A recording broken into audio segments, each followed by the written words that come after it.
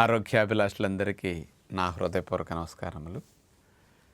మనకి రక్తంలో చక్కెర స్థాయిలు పెరగటానికి నిద్రకి చాలా దగ్గర సంబంధం ఉంది. అట్లాగే ప్యాంక్రియాస్ గ్రంథిలో ఇన్సులిన్ ఉత్పత్తి చేసే బీటా కణాలు డ్యామేజ్ అవటానికి, ఇన్సులిన్ ప్రొడక్షన్ తగ్గటానికి కూడా నిద్రకు సంబంధం ఉంది. నిద్ర సరిగా పోకపోవటం వల్ల మన లోపల లాభాన్ని కలిగించే హార్మోన్ మెలటోనిన్ తగ్గిపోతున్నది.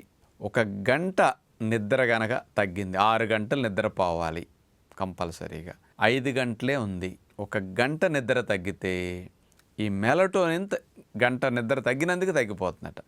ఈ గంట మెలటోనిన్ హార్మోన్ తగ్గటం యొక్క ప్రభావం మన ప్యాంక్రియాస్ గ్రంథి మీద వచ్చే మార్పులు, ఆ రిలాక్సేషన్ ప్యాంక్రియాస్ గ్రంథికి బీటా సెల్స్కి రాక షుగర్ వచ్చే రిస్క్, డయాబెటీస్ లేని వారికి 9 to 10% షుగర్ వచ్చే రిస్క్ 1 గంట నిద్ర రోజు తగ్గితే ఇంత పెరుగుతున్నదట. ఒకవేళ నిద్ర లేదు, 1 గంట తగ్గింది, షుగర్ వ్యాధితో బాధపడే వారికి రక్తంలో చక్కెర స్థాయిలు 15% పెరుగుతున్నాయంట. దీని ద్వారా ఏమిటి నిద్రకి షుగర్కి ఉన్న సంబంధం, మెలటోనిన్ హార్మోన్ ఎంత హెల్ప్ చేస్తుంది అనే విషయానికి వస్తే, మనము తిన్న ఆహారాన్ని అరిగించి పొట్టా ప్రేగులు చక్కెరగా మార్చి రక్తం లోపలికి పంపుతాయి. రక్తము లోపలికి వెళ్ళే చక్కెర మోతాదును బట్టి ఆ రక్తంలో చక్కెరను నియంత్రించడానికి, ఆ చక్కెరను శక్తిగా మార్చడానికి ప్యాంక్రియాస్ గ్రంథి ఉత్పత్తి చేసే ఒక హార్మోన్ ఇన్సులిన్ అనేది అతి ముఖ్యమైన పాత్ర పోషిస్తూ ఉంటుంది. ఈ ఇన్సులిన్ అనేది ప్యాంక్రియాస్ గ్రంథిలో బీటా కణాలు అనేవి ఉత్పత్తి చేస్తూ ఉంటాయి. ఇప్పుడు మీకు కనపడుతున్నది కదా ఇక్కడ ప్యాంక్రియాస్ గ్రంథి, దాని లోపల బీటా కణాలు. ఈ బీటా కణాలు ఇన్సులిన్ ఉత్పత్తి చేస్తూ ఉంటాయి.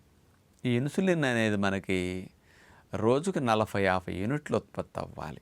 మన ప్యాంక్రియాస్ గ్రంథికి మనం ఎప్పుడన్నా ఒకేసారి ఎక్కువ స్వీట్లు తినేస్తాం, బాగా ఎక్కువ తినేస్తాం సడన్గా. అలాంటప్పుడు అప్పటికప్పుడు తయారవ్వటం లేట్ అవుతుంది. కాబట్టి ఆ బీటా కణాలు సుమారుగా 150-200 యూనిట్ల ఇన్సులిన్ ఉత్పత్తి చేసి చక్కగా స్టాక్ పెట్టుకుని ఉంచుకుంటుంది అనమాట. ఎప్పుడు ఎమర్జెన్సీకి ఏం చేసినా రక్తంలో చక్కెర పెరగకుండా నియంత్రించడానికి. ఈ బీటా కణాలన్నీ ఏం చేస్తాయి, పగలంతా ఆహారం తినేటప్పుడు ఇన్సులిన్ ఉత్పత్తి చేసి రక్తంలో వదులుతూ ఉంటాయి.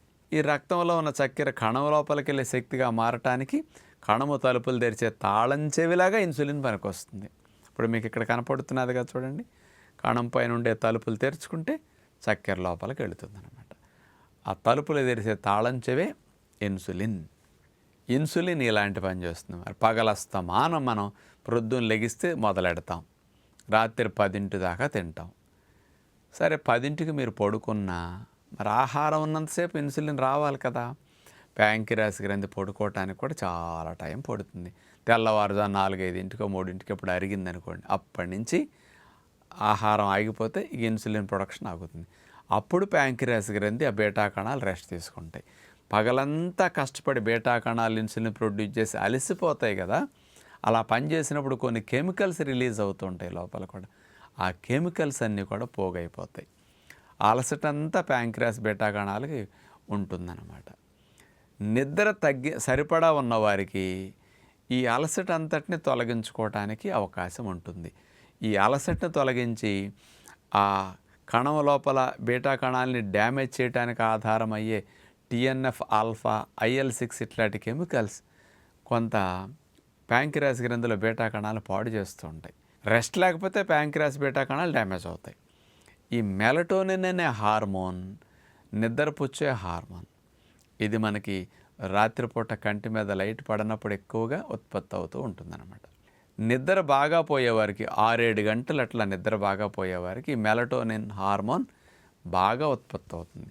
ఆ నిద్ర కూడా గాఢంగా పట్టిన వారికి ఎక్కువగా మెలటోనిన్ అనే హార్మోన్ విడుదలవుతుంది. ఈ మెలటోనిన్ అనే హార్మోన్ ఏం చేస్తుంది, పగలంతా ఇన్సులిన్ ఉత్పత్తి అలసిపోయిన బీటా కణాలని బాగా రిలాక్స్ అయ్యేటట్టు చేయటానికి, మరియు ఈ TNF ఆల్ఫా, IL-6 అనే హాని కలిగించే కొన్ని కెమికల్స్ బీటా కణాలని డ్యామేజ్ చేయకుండా క్లీన్ చేసుకోవటానికి మెలటోనిన్ బాగా కావాలి. రోజు 6-7 గంటలు బాగా మంచి నిద్రపోయిన వారికి ఆ బీటా కణాలు రీఛార్జ్ అవుతాయి, రిఫ్రెష్ అవుతాయి. ఈ హాని కలిగించే కెమికల్స్ని క్లియర్ చేసేసుకోగలుగుతాయి. ఎవరికైతే ఒక గంట నిద్ర 6 గంటల బదులు 4 గంటలు 5 గంటల నిద్ర ఉంటుందో ఈ గంట నిద్ర తగ్గేసరికి మెలటోనిన్ ఉత్పత్తి తగ్గిపోతున్నదట. ఈ మెలటోనిన్ ఉత్పత్తి తగ్గడంతో పాటు నిద్ర తగ్గేసరికి కార్టిజాల్ హార్మోన్ ఎక్కువైపోతున్నదట. హాని కలిగించే హార్మోన్ పెరుగుతున్నది, లాభాన్ని కలిగించే మెలటోనిన్ తగ్గిపోతున్నది. ఈ మార్పులు ఒక గంట నిద్ర తగ్గేసరికి వచ్చేస్తున్నాయట. ఒక గంట నిద్ర తగ్గటం వల్ల రక్తంలో చక్కెర స్థాయిలు 15% పెరిగిపోతున్నాయట. అంటే ప్రతి గంటకి 15% చొప్పుననే శాస్త్రవేత్తల పరిశోధనలో అందించడం జరిగింది. 2024 సంవత్సరంలో యూనివర్సిటీ ఆఫ్ లీసెస్టర్ యూకే దేశం వారు ఇలాంటి పరిశోధన అందించడం జరిగింది. అందుకని నిద్రపుచ్చే హార్మోన్ మెలటోనిన్ తగ్గటం వల్ల డయాబెటీస్ లేని వారికి కూడా వచ్చే రిస్క్ 10%. ఒక గంట స్లీప్ తగ్గితే 10% చొప్పున, 2 గంటలు తగ్గితే 20%, 3 గంటలు నిద్ర తగ్గింది, ప్రతిరోజు 3-4 గంటలు నిద్రపోతారు కొంతమంది, పట్టకో కుదరకో. అలాంటప్పుడు ఈ డయాబెటీస్ పర్సంటేజ్ గంటకి 10% చొప్పున షుగర్ వచ్చే రిస్క్ని పెంచుతుందట.